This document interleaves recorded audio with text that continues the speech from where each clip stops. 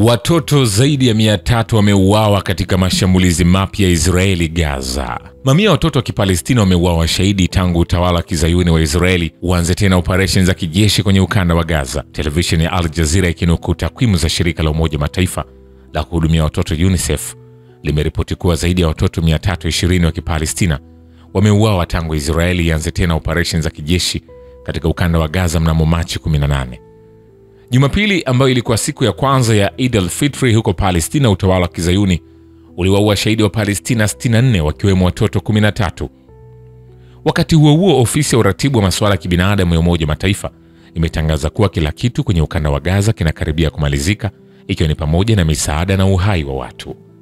Nalo shirika la kimataifa la Msalaba Mwekundu limesema kuwa limeshtushwa na jinsi utawala wa Kizayuni wa Israeli unavyofanya jinai za kutisha huko Gaza bila ya hofu wala kiwewe. Vilevile, Wapalestina wamefanya maziko ya miili 15 ya wafanyakazi wa huduma za afya na uokozi waliouawa na wanajeshi wa Israeli kusini mwa ukanda wa Gaza. Miili hiyo iligunduliwa imezikwa na magari yao ya wagonjwa kwenye kaburi la pamoja linaloshukiwa kuchimbwa na matingatinga ya jeshi la Israeli. Shirika la Hilali Nyekundu la Palestina linasema wafanyakazi wake hao na magari yao walikuwa na alama za wazi kuwa ni huduma za kiafya na kibinadamu, na inawatuhumu wanajeshi wa Israeli kwa kuwaua kwa maksudi. Israeli inadai kuwa wanajeshi wake walizifyatulia risasi gari ambazo zilikuwa zinawakaribia zikiwa hazina alama yoyote. Miili hiyo ni ya wafanyakazi 8 wa Hilali Nyekundu, 6 wa huduma za dharura na 1 wa shirika la Umoja Mataifa UNRWA. Vilevile, waziri wa fedha wa utawala wa Israeli Bezalel Smotrich ametangaza kujiuzulu kutoka wadhifa wake, jambo ambalo linaongeza matatizo ndani ya serikali ya muungano ya waziri mkuu Benjamin Netanyahu. Kwa mujibu wa taarifa ya kituo cha television cha kanali ya 12 ya Israeli iliyotolewa Jumatatu, Smotrich aliwasilisha barua yake ya kujiuzulu kwa Netanyahu. Msemaji wa Smotrich amesema kuwa hatua hiyo ni sehemu ya kupinga ombi la kinara wa chama cha mrengo mkali wa Kizayuni Nguvu kwa Mayahudi Itamar Ben-Gvir, ambaye alitaka nafasi zaidi za uwaziri alipotangaza kurudi katika serikali ya muungano. Ben-Gvir alikuwa amejiuzulu kutoka serikali ya Netanyahu mwezi Januari. Smotrich sasa atarejea katika nafasi yake ya ubunge kwenye bunge la utawala wa Israeli, Senate, kama mbunge wa chama chake cha uzayuni wa kidini cha mrengo mkali wa kulia. Kujiuzulu huku hakutavunja serikali ya muungano ya Netanyahu, lakini kunaongeza mpasuko na changamoto mpya kwa serikali hiyo. Hatua hiyo inaangazia migawanyiko inayoendelea kukua ndani ya muungano wa vyama vya siasa za mrengo wa kulia katika utawala wa Israeli, ambao kwa miezi ya hivi karibuni umekumbwa na mivutano kuhusu. Ikumbukwe kuwa mwezi Januari, Ben-Gvir na chama chake kizima waliondoka katika serikali ya Netanyahu wakipinga makubaliano ya kusitisha mapigano huko Gaza. Chama hicho kilitaja makubaliano hayo kuwa ni kujisalimisha kwa Hamas na kukana kile kilichoitwa mafanikio ya utawala wa Israeli tangu kuanza kwa vita. Ben-Gvir alikuwa mjumbe wa baraza la mawaziri la Israeli pamoja na wabunge wengine 2 wa chama chake. Chama cha Nguvu kwa Mayahudi kina viti 6 kati ya 120 katika bunge la Israeli, Senate. Vilevile, shirika la kimataifa la Msalaba Mwekundu ICRC limesema kuwa limeshtushwa na jinsi utawala huo wa Israeli unavyofanya jinai za kutisha huko Gaza bila ya hofu wala kiwewe. Shirika hilo la habari la Fars limenukuu taarifa ya Jumatatu ya kamati ya kimataifa Msalaba Mwekundu ikitangaza kwamba imeshtushwa sana na uhalifu na jinai zinazofanywa na Israeli baada ya kugundua miili ya wafanyakazi 8 wa misaada kutoka timu ya Hilali Nyekundu ya Palestina. Wanachama 5 wa vikosi vya ulinzi wa raia na mfanyakazi wa Umoja Mataifa ambao waliuawa shahidi wiki moja iliyopita katika mashambulio ya kikatili ya Israeli huko Rafah, kusini mwa Gaza. Kwa mujibu wa taarifa hiyo, jeshi la Israeli lilifyatulia risasi magari ya kubebea wagonjwa na magari ya misaada ya Palestina mjini Rafah na limekata mawasiliano na wafanyakazi wa misaada ya Kipalestina kusini mwa ukanda wa Gaza. Vilevile, vitendo vya kikatili vya utawala wa Kizayuni dhidi ya Wapalestina wanaoishi Gaza vinaendelea, na bado utawala huo unazuia kufikishwa kwa misaada ya chakula na dawa kwa wakazi wa Gaza.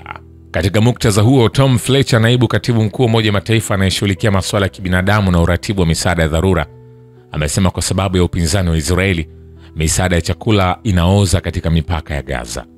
Akitaja kuwa misaada ya chakula ipo kwenye hatari ya kuoza mipakani na dawa kuisha, amesema hata hawaruhusu uingizaji wa vifaa muhimu vya matibabu. Naibu katibu mkuu huyo wa Umoja Mataifa amekosoa kutochukua hatua kwa jamii ya kimataifa dhidi ya uhalifu huo, akisema iwapo misingi ya sheria za kibinadamu bado inaheshimiwa, basi jamii ya kimataifa inapaswa kuchukua hatua kuilinda. Kwa kuendelea kwa mashambulizi ya utawala wa kizayuni wa Israeli baada ya utawala huo kuvunja mapatano ya usitishaji wa vita, hali huko Gaza imekuwa na hatari mno.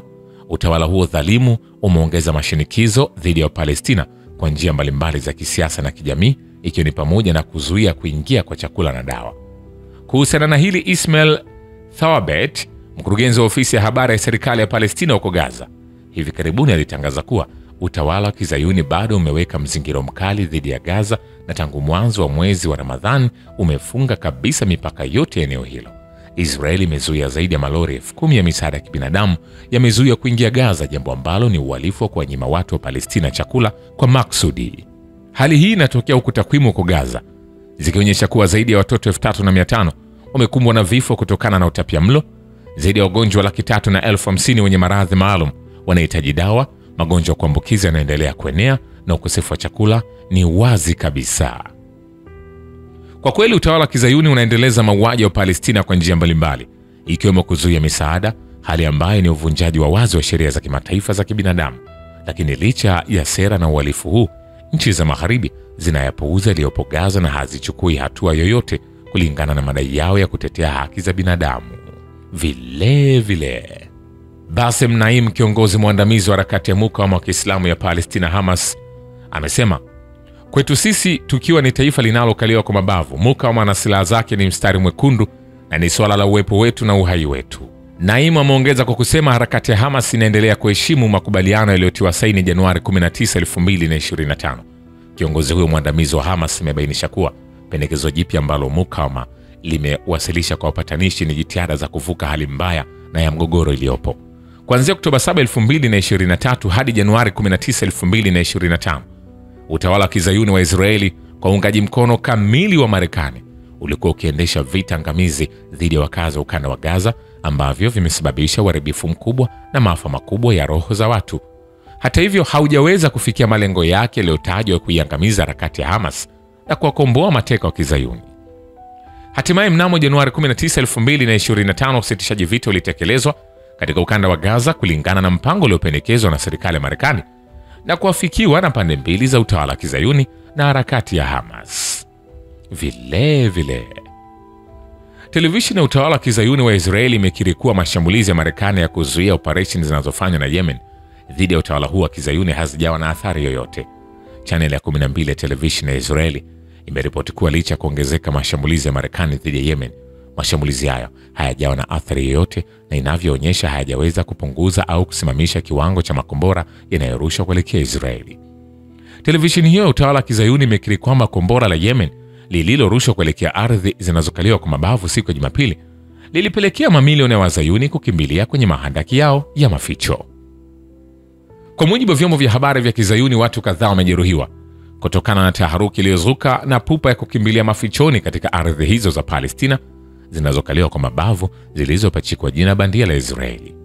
Brigedia Jenerali Yahya Saree, msemaji wa vikosi vya ulinzi vya Yemen, alitangaza kwenye taarifa Jumapili kwamba kombora la balistiki la Zulfikar lililorushwa kuelekea uwanja wa ndege wa Ben Gurion huko Jaffa, Tel Aviv, lililenga kwa mafanikio shabaha iliyokusudiwa. Aidha, Saree ametangaza kuwa katika muda wa saa 24 zilizopita, vikosi vya ulinzi vya nchi hiyo vimepambana mara 3 na manowari ya kubebea ndege za kivita ya Marekani ya Truman na manowari nyingine za kivita katika eneo la Bahari Nyekundu. Vile katika ukiukwaji wa wazi wa makubaliano dhaifu ya kusitisha mapigano kati ya Israeli na Lebanon, jeshi la utawala wa Israeli limefanya shambulizi dhidi ya jengo la makazi katika kitongoji cha kusini mwa mji mkuu Beirut na kusababisha vifo vya watu wasiopungua 3 na kujeruhi wengine kadhaa. Wizara ya afya ya umma Lebanon imethibitisha kuwa angalau watu 3 wamepoteza maisha na wengine 7 wamejeruhiwa katika shambulizi hilo lililotokea eneo la Sfair mjini Beirut Jumanne asubuhi. Vikosi vya uokoaji na magari ya wagonjwa vilifika haraka eneo la tukio na kuwaokoa waathirika kutoka chini ya kifusi na kuwapeleka hospitali. Jeshi la Israeli lilitoa taarifa baadaye likidai kuwa limelenga wanachama wa harakati ya mukawama ya Hezbollah, ambaye alidaiwa kuwa amewasaidia wapiganaji wa Hamas na kuongoza hivi karibuni. Vilevile jeshi la Yemen limetangaza kuangusha ndege ya kivita na isiyo rubani au drone ya Marekani aina ya MQ-9 katika mkoa wa Marib, ikiwa ni drone ya 16 kuangushwa na nchi hiyo tangu Oktoba 7, 2023. Shukrani kwa Babu Kivita na Historia ya Dunia. Mimi ni Richard Shio, The Rich Voice. Ni follow Instagram na TikTok kama Rich Voice Official. Asante.